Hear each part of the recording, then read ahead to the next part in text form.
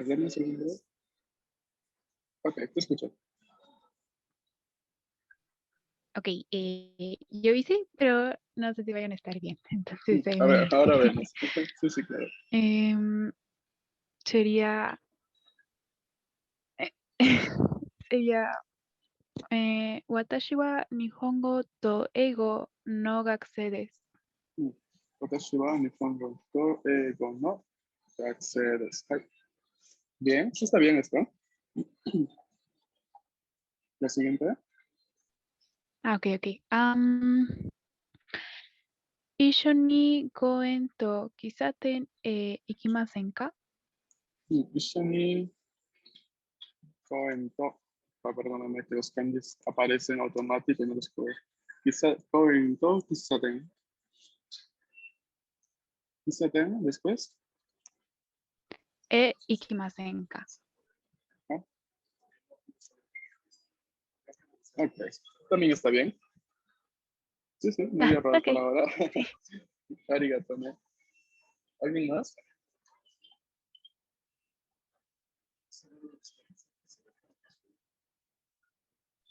Tengo Los una y demás quiero ver intenten si una practicar. palabra... ¿eh? Dime, te escucho. Tengo una y quiero ver si una palabra está bien usada.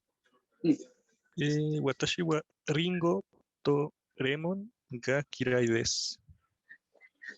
¿Y cuál es la duda? Sí, igual se usa kirai de la misma manera en la que se usa Suki. Sí, sí, perfecto. Ga kirai desu. Exactamente, es que es justamente el contrario directo de Gatsby. Entonces, para decir no me gusta tal cosa, la vamos a marcar, ¿no?, con el adjetivo kirai, que es un adjetivo que lo utilizamos para significar no gustar, es acompañado de la partícula ga, ¿no? Es algo que ya vamos a encontrar dentro de poquito cuando terminemos los verbos, luego pasamos a los adjetivos y ahí tenemos toda una clase de esta parte de gaski, gakirai y otras cosas también. Pero sí, o sea, sería el contrario directo de Gatsby, ¿no? Que habíamos visto como me gusta. No hemos visto tal cual la partícula ga, ¿verdad? No, porque justamente, de hecho, la partícula Ga les doy una explicación bastante, ¿cómo se dice? Bastante consistente, ya después de haber visto toda la parte de los verbos, adjetivos y hasta formas cortas de las conjugaciones. Porque como que por el momento aprendemos la partícula Ga junto con diferentes estructuras de por sí. O sea, como que la aprendemos que va con el verbo aru, con el verbo iru, que va con ski, con kirai, ¿no? Pero poco a poco vamos a ir como acumulando todos estos usos de Ga y luego vamos a llegar a al uso principal, por así decirlo, el uso más genérico de la partícula Ga, más adelante, una vez que ya hayamos asimilado bien el resto de usos. Esto porque la partícula Ga es una de las partículas más complicadas del idioma japonés, es una de las partículas más odiadas de por sí, porque no se sabe cuándo utilizarla, cuándo no. O sea, por el momento lo que yo hago en clase es enseñarles cuándo sí o sí tienen que utilizarla. O sea, sí o sí, con todo esto que hemos visto hasta ahora, vamos a utilizar la partícula Ga. Pero ya luego van a darse cuenta de repente de que más entramos en el curso, más tenemos frases muy elaboradas, o más tenemos diálogos elaborados, o hay cosas que resaltar y que no. Y ahí entramos a ver una situación en la que de repente necesitamos, por ejemplo, dos sujetos en una frase. ¿Cómo hacemos si no se puede utilizar dos veces igual? Entonces, de repente por ahí entra a tallar la parte de Ga, cuándo es que hay que utilizar. Bien, entonces, a ver, para los que recuperen la clase del día de hoy con la grabación, acaba de pasar que se me fue el internet otra vez, entonces por eso van a tener esta variación, ¿no?, de lo que estaba hablando como loro hasta ahora que estamos más tranquilos. Entonces, para continuar, solo para recordarles a todos los presentes, por favor, para mañana no olviden de traer también sus frases, ¿no?, para poderlas corregir juntos en clase, así como estamos haciendo, y también intenten practicar con el uso de las partículas y verbos que nos gusta hasta el momento, ¿ok? Hi. Hi. Ahora, y me gustaría introducirles el día de hoy otras dos partículas si nos da el tiempo.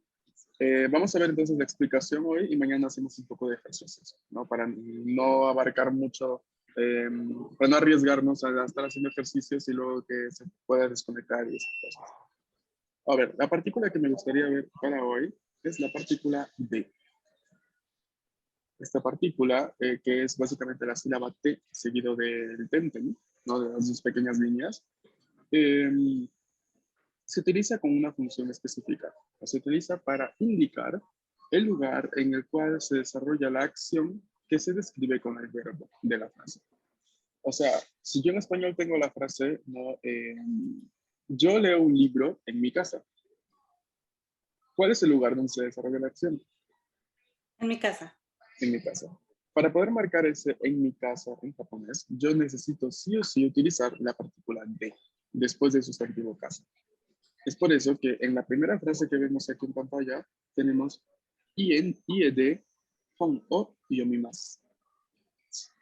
IE está marcada con la partícula de, la cual, ¿no? Justamente nos especifica y nos dice aquí en este lugar, ¿sí? Va a pasar algo, ¿no? ¿Qué es lo que va a pasar? Lo que viene después.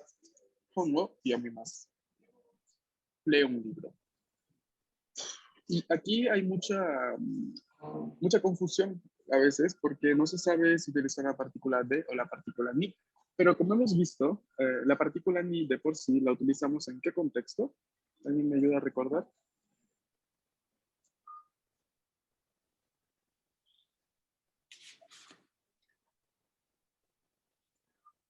¿Era la de ubicación, no, Sensei?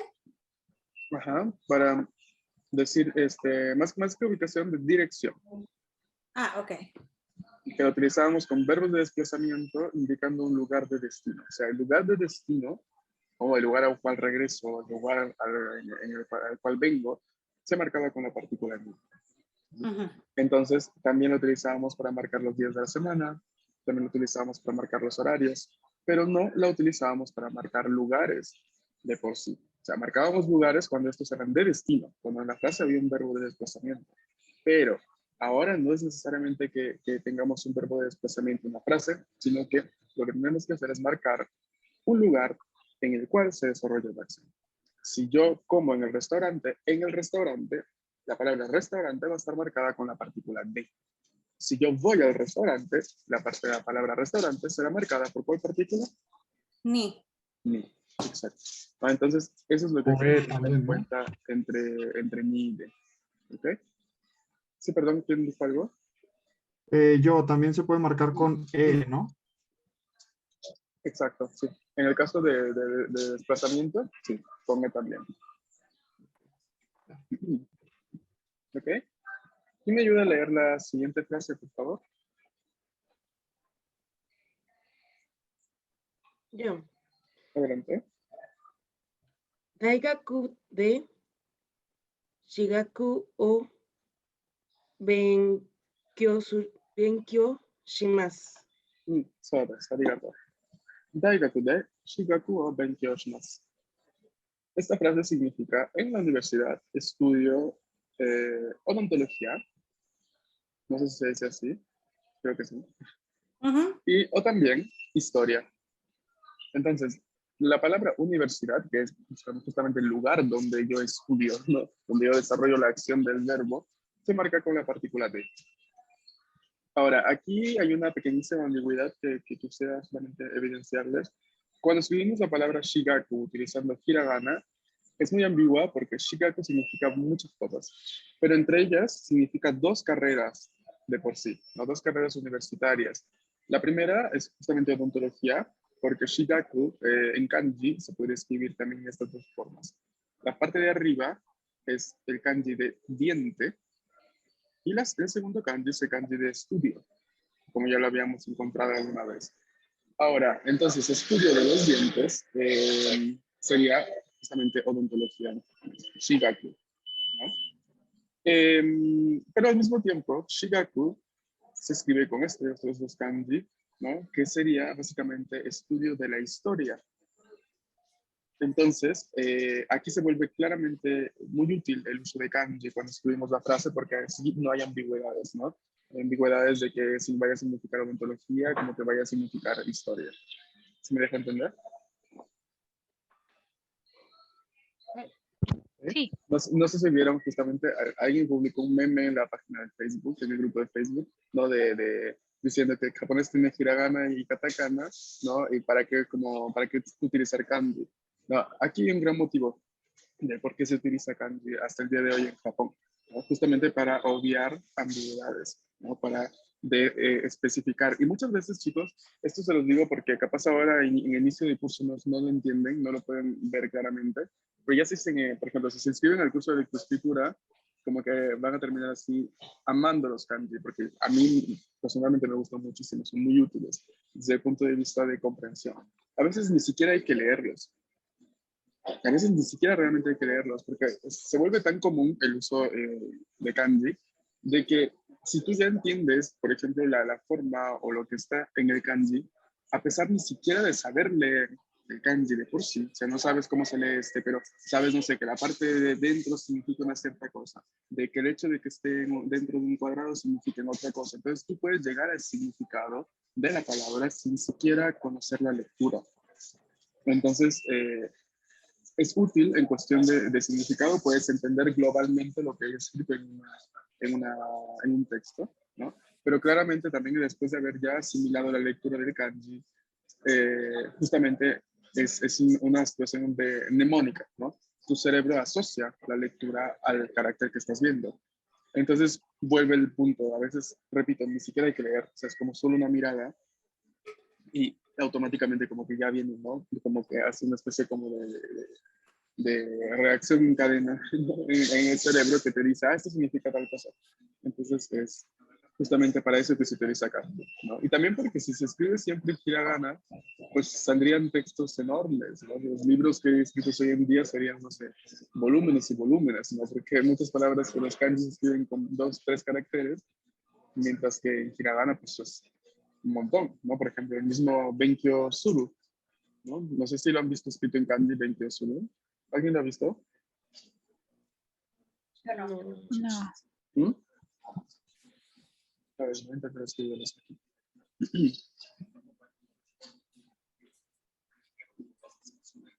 Aquí está. O sea, todo esto, que son en hiragana 1, 2, 3, 4, en kanji son 2 caracteres. 2, ¿no? Entonces, eso es lo que hay que tener en cuenta, ¿no? Que kanji simplifica la cuestión de espacios, simplifica la parte semántica de la comprensión y nos ayuda mucho con las palabras homónimas, ¿no? Creo que se dice así, ¿no? Cuando tienen el mismo sonido pero diferentes significados. Entonces, esto, sí, todo bien, gracias. Y entonces es lo que justamente les quería mostrar, ¿no? Con esta parte de los cambios. ¿Bien? ¿Alguien me quiere comentar algo? Está bien así.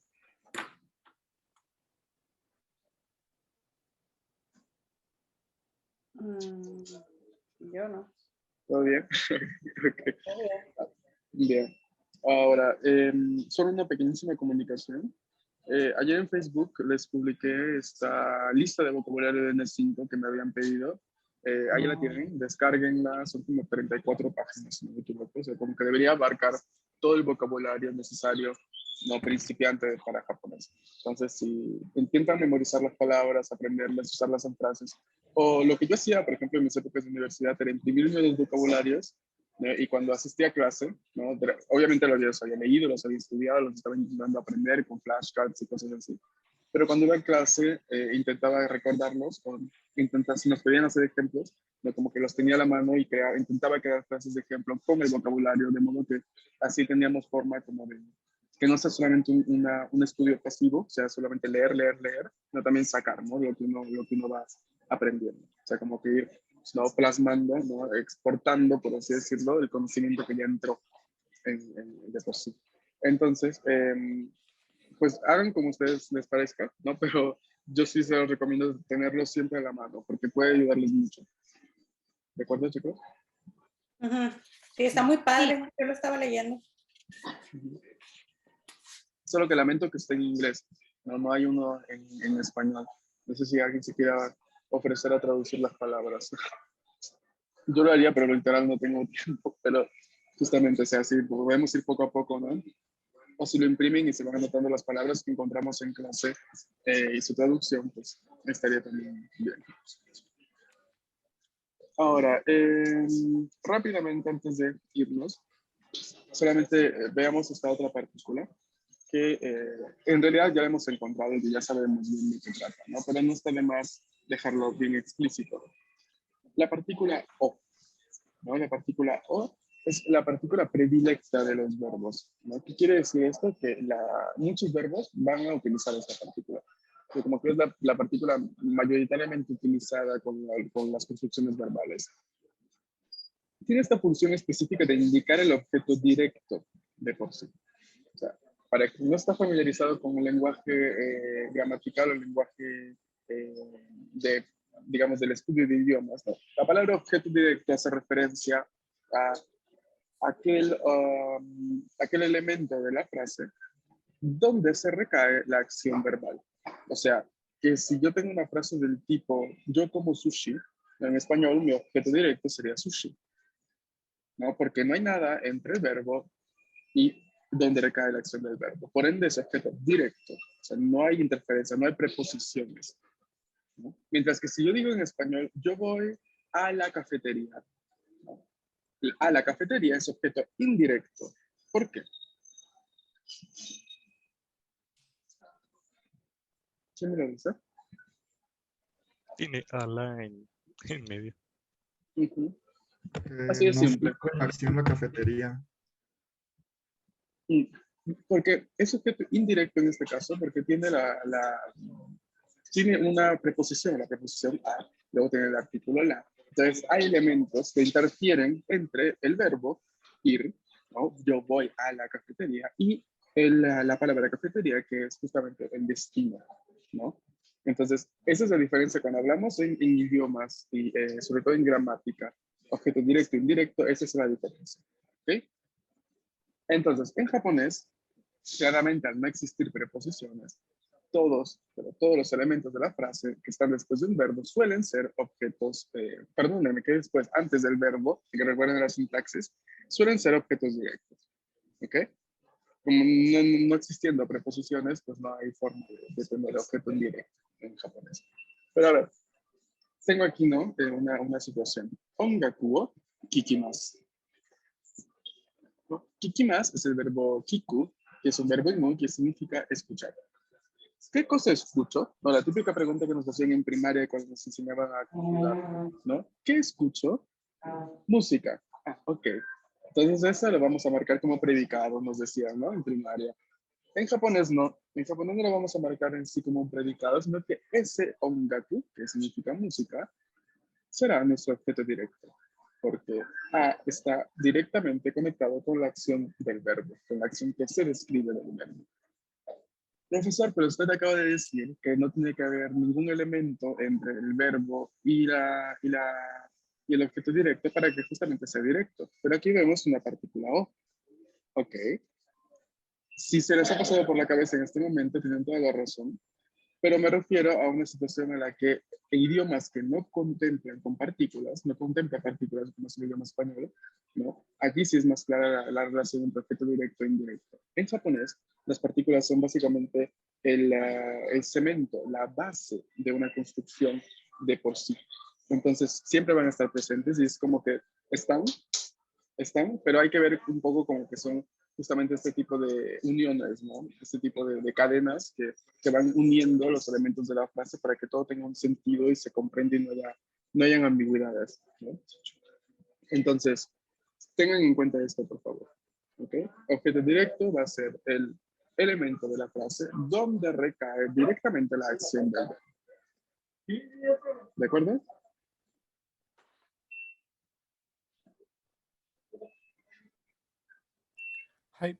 ¿Sí? ¿Okay? Entonces, ¿cómo marcar este objeto directo con la partícula O? ¿Ok?